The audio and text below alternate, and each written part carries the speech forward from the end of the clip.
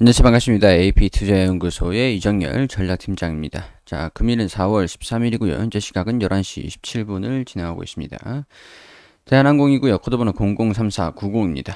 자, 어제까지, 지금까지, 어, 보합권에서의 등락을 좀 보여주고 있는데, 여기에서 올라갈지 떨어질지, 좀 유상증자를 하고 난 다음에 매물 소화는 좀 덜 거쳤다라면서 말씀을 좀 드리기도 했었고, 그렇지만 주가 하락을 계속 방어하고 있는 모습을 보여주면서 주가 하락을 연속적으로 방어에 성공을 한다면 결국 주가 하락을 하지 않는다 그러면 올라간다라는 얘기이기 때문에 주가를 좀 밀어 올리는 힘, 그러니까 하락을 방어하는 그런 힘이죠. 방어하는 힘이랑 누르는 힘이 좀 팽팽하다.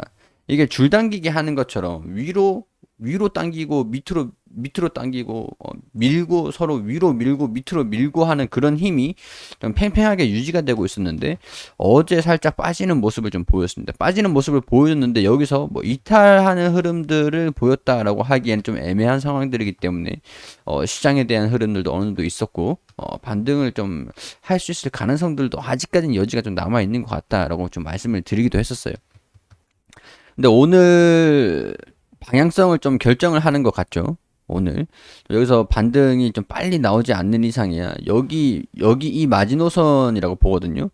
여기를 터치를 한 다음에 반등이 나오는 게 이때 좀 주가 하락을 좀 보였으니까 일단 명확하게 방향성을 보인 것 같고 주가가 조정을 좀 받은 다음에 반등이 좀 나오는 게 아니고서야 한 이 정도까지는 지금 바로 이제 좀 조정을 좀 받고 속도가 좀 천천히 조정을 좀 받는다 그러면 이런 식으로 주가가 좀 급격하게 24,000원까지는 안 오겠지만 좀 빠르게 하락한다라고 하면 어느 정도 어 지금 방향성을 결정이 돼 가지고 투자 심리가 좀 얼어붙어 있는 그런 상황이기 때문에 어느 정도 경계는 한번 눌렸다가 반등이 나올 가능성들도 어느 정도 있다라고 말씀을 좀 드릴 수밖에 없을 것 같아요. 기술적인 부분에서는 자, 천천히 하락한다라고 하면은 이런 식으로 돼서 한 25,000원 부근에서 반등이 좀 나올 수도 있겠죠. 이런 부분들은 속도의 차이라고 항상 제가 말씀을 좀 드리는 겁니다. 주가 하락을 한다, 이 지지 구간도 이탈을 한다라고 하면은 비중을 어느 정도 조절을 좀 하셔가지고 평균 단가를 관리를 할, 추후에 비중을 좀 덜어냈다가 추후에 다시 사가지고 평균 단가를 좀 낮추고, 낮추면서, 추후에 이제, 그러니까 지금 현금 여력이 좀 있으셔야겠죠. 현금 여력. 주가가 조정을 더 추가적으로 조정을 받으면 어떻게 해야지라는 그런 시나리오가 있으셔야 될 것 같아요. 현금 여력을 가지고 있는 상태에서 아니면 주가가 좀 여기 더 떨어지고 여기 121선에서 반등 나오는 걸로 예상을 해가지고 시나리오를 잡아가지고 반등이 나온다라고 하면 여기서 반등을 이런 식으로 반등이 나오는 것을 확인을 해보고 추가 매수를 해가지고 비중을 덜어냈던 건 아니면 현금 여력을 좀 가지고 있는 것들을 대응을 해가지고 평균 단가를 관리를 하겠다. 그런 식으로 지금 생각을 하시는 게 현명한 방법이 아닐까 하는 그런 생각이 좀 듭니다. 여러 가지 이슈들은 좀 있었습니다. 여러 가지 이슈들이 있었는데 일단은 물류죠. 화물 덕분에 1분기 흑자 전망. 일단은 1분기에 흑자가 좀 날 거라고 기대를 하고 있는 부분들이 있습니다.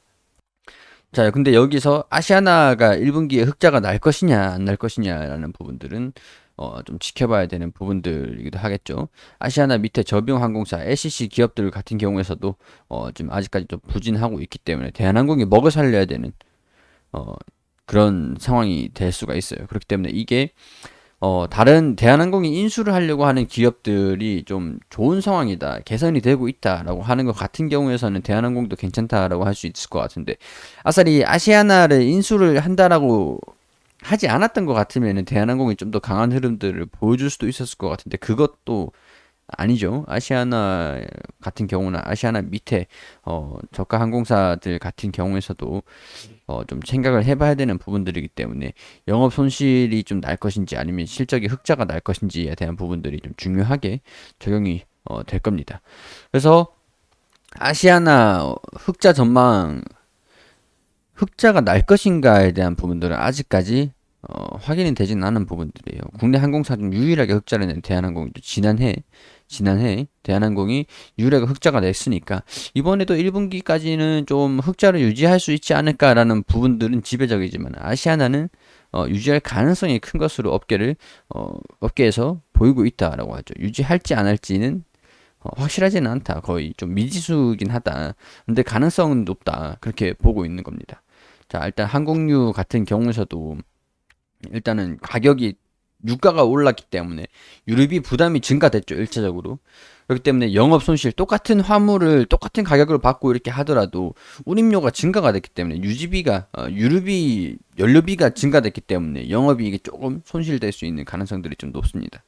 유류비가 증가가 됐기 때문에 화물 운송 호조가 좀 지속이 되더라도 어느 정도 흑자가 난다고 하더라도 영업이익 측면에서는 조금 부진은 이번 작년보다 조금 부진할 수 있다. 2분기가 1분기하고 2분기가 그렇게 달러가 좀 올라간 게 좀 됐죠. 지금 상황에서 달러도 그렇고 유가도 그렇고 경기 회복 소식들이 좀 들려주면서 유가가 계속 회복하는 모습들을 좀 보였으니까 달러랑 같이. 자, 여기 뭐 항공 화물 운임도 코로나19 사태 이전보다 높은 가격대를 형성을 한다. 이게 제가 이전에 좀 말씀을 드렸던 게 이게 중요하다 그랬어요. 달러가 올랐지만 유류비 부담이 올랐지만 코로나19 이전 사태보다 운임료가 점점 높아지고 있다라고 하는 것 같은 경우에는 그 달러에 대한 그 손실을 회피를 할 수가 있는 부분들이 되겠죠. 근데 제가 기사에는 나오지 않는 부분들, 기사에는 없었지만은, 좀 계속 설명을 계속 드렸던 게, 항공화물 운임이 다른 글로벌 항공사들이 코로나 때문에 이제 여객이, 그 하늘길이 좀 막혀 있는 상황들이니까, 화물에 좀 집중을 하면서 경쟁이 좀 더 과열이 됐어요. 과열이 된다 그러면 수요 대비해서 공급이 증가가 되는 부분들이 있으니까, 공급이 수요에 맞추는 부분들이 있으니까, 항공화물 운임료가 안정적으로 이제 안정세에 접어들 것이다. 운임료가 계속 높은 가격대를 유지를 하지 않고 이제는 안정적인 가격이 떨어질 것이다라고 보는 견해인 거죠. 그렇기 때문에 달러 그리고 항공 운임료 이런 부분에서도 글로벌 항공 기업들이 너도 나도 화물 집중해서 이렇게 해주겠다라고 경쟁하는 양상들을 좀 보이기 시작을 했기 때문에 항공 운임료가 계속 이 높은 가격대를 유지할 수 있을지에 대한 부분들은 불확실성이다. 그렇지만 경기 회복이 강하게 나와줘가지고 화물이 수요가 엄청나게 급등을 해서 어, 공급하는 그 항공 화물을 이제 운용을 해주는 그런 기업들이 충분한에도 불구하고 화물들이 훨씬 더 늘어난다라고 하면은 이걸 가격을 방어를 할 수 있는 운임료 하락을 방어를 할 수 있는 요인들이 되죠. 그러니까 수요가 증가돼야지 경기가 회복이 더 돼야지.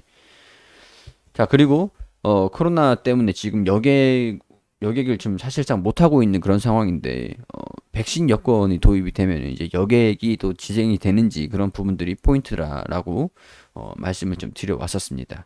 물류 경기가 회복세에 접어들고 있다. 해물, 항공, 화물. 자, 해운 같은 경우에는 뭐 나쁘진 않을 것 같아요. 근데 화물 운송 호조로 국내 항공사 가운데 유일하게 흑자를 낸 대한항공이 올해 1분기도 흑자를 낸 것으로 일단 전해졌다라고 하죠. 근데 일단 아시아나는 좀 지켜봐야 된다. 그리고 항공 화물 운임은 코로나19 이전보다 높은 수준을 유지를 하면서 수익 방어에 힘을 보탰다. 항공 화물 운임이 지난달 5.48달러를 기록했고 3월에는 4.3달러였다. 3월에는 5달러에서 4달러로 떨어졌다라고 합니다. 수익성이 일단은 좀 떨어진 부분들이죠. 이게 항공 기업들이 화물을 해주겠다라고 경쟁을 좀 많이 뛰어들기 때문에 기업들이 늘어나면서 화물 수요가 늘어나면서 운송량도 증가되고 있지만 기업들도 다 같이 이렇게 하고 있는 상황들이다. 대한항공이 화물로 적자를 탈피를 하고 있으니까 그걸 보고 다 따라 하겠죠.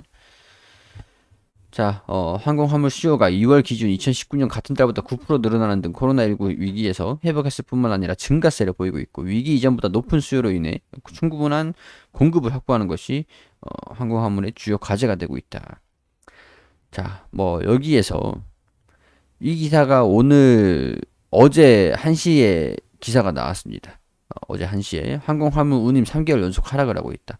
12월 달에는 높은 항공 운임료를 좀 보여주고 있다가 지금은 좀 급격하게 떨어지고 있는 그런 모습을 보여주고 있죠. 예년에 2배 이상 올랐던 항공화물 운임이 최근 급격하게 2월, 3월 이렇게 떨어지고 있다. 낙폭은 좀 축소된 것 같아요.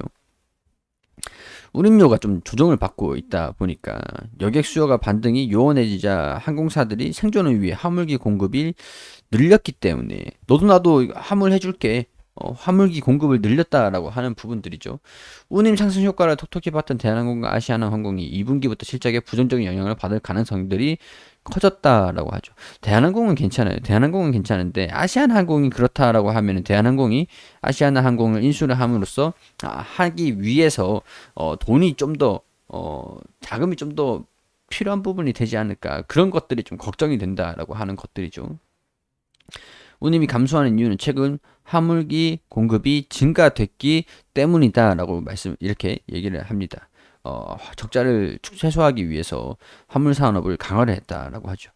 자, 이런 부분들 때문에 이런 화물 운임료가 좀 조정을 받고 있다라고 하는 것들이 수익 하락 가능성이 있기 때문에 영업이익 달러도 유가도 올라가고 있는 그런 상황이기 때문에 이렇게 우호적인 상황만은 아니다라는 것들이죠. 근데 대한항공이 아시아나 인수를 또 한다 그러면은 항공 화물 점유율이 굉장히 좀 높아지는 부분들이고 여객 운임이 개선이 된다라고 하면은 여기에 따른 기대감들이라든가 수익성 회복 그런 것들이 적자를 좀 탈피하는데 순차적으로 시간이 좀 걸리겠지만 진행이 되긴 할 것 같다라고 시장에서 보고 있는 부분들이죠.